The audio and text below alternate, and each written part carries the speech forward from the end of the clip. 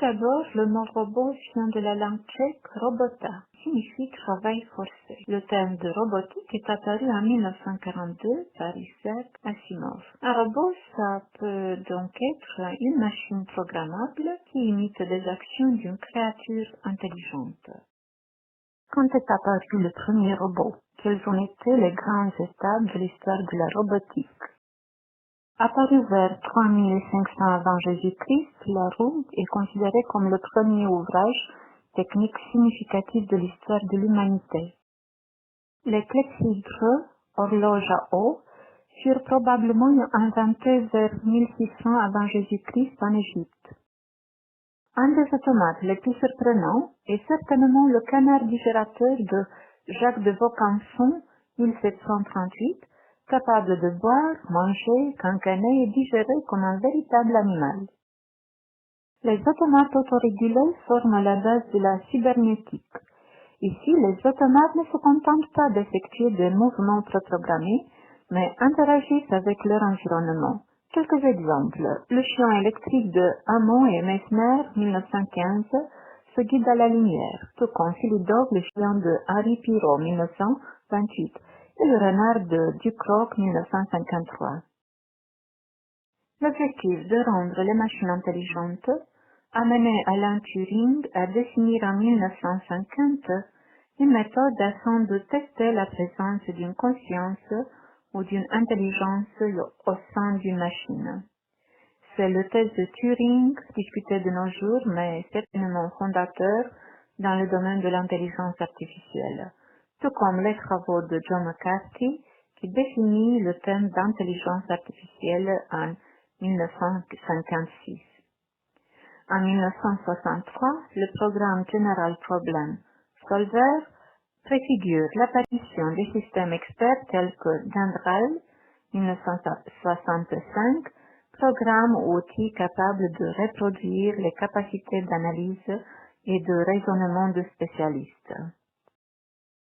Véhicules destinés à explorer la surface des planètes de façon quasiment autonome, effectuer des mesures et prélever des échantillons, les rovers ou astromobiles furent développés par les Russes dès les années 1960, tel Lunokhod 1. La NASA développa aussi des rovers à partir de 1970 dans le cadre du programme Apollo. Sojourner explora la planète Mars en 1997 et Curiosity en 2012. Les animaux, elles, sont l'objectif d'une branche particulière de la cybernétique, dont l'objectif est de copier les mécanismes du vivant. On attribue à Archytas de Tarente au IVe siècle avant Jésus-Christ ce qui est considéré comme le premier robot de l'histoire de l'humanité, bien avant les premières horloges et automates dont nous avons des traces physiques, un pigeon de bois capable de voler, propulsé par de la vapeur. Le robot serpent de Miller, 1994-2005, et le robot Tikibot, capable de grimper aux vitres, 2006, sont des exemples d'animaux. Le premier robot humanoïde est probablement dû à Léonard de Vinci, qui présenta en 1495 un chevalier en armure capable de s'asseoir, relever sa visière et bouger ses bras. La maîtrise de la bipédie est certainement l'accomplissement le plus technique de l'histoire des robots. Le 11e robot développé par Honda, Asimov, est capable de courir, 2000. La dernière version de 2011 peut sautiller sur un pied, courir à 9 km à l'heure, manipuler des objets délicatement comme remplir un gobelet, communiquer en langage des signes, etc. Développé en 2005-2006, Nao est un petit robot humanoïde de la société française Adelbaran Robotics. Il est autonome, programmable et forme une plateforme pédagogique idéale pour la recherche et l'enseignement. Qu'ils soient biomécaniques ou motorisés, les exosquelettes, des squelettes externes mécaniques, auraient de nombreuses applications dans la médecine afin d'aider les personnes handicapées motrices à se déplacer, ou même dans le domaine militaire afin de rendre les soldats plus forts et endurants. En 1983, Art Robot Le premier robot utilisé lors d'une opération chirurgicale se contentait de répondre aux commandes vocales et de passer les instruments chirurgicaux. C'est en 2000, soit 17 ans plus tard, que le premier robot véritablement chirurgien, nommé Da Vinci, était autorisé à effectuer certains types d'opérations.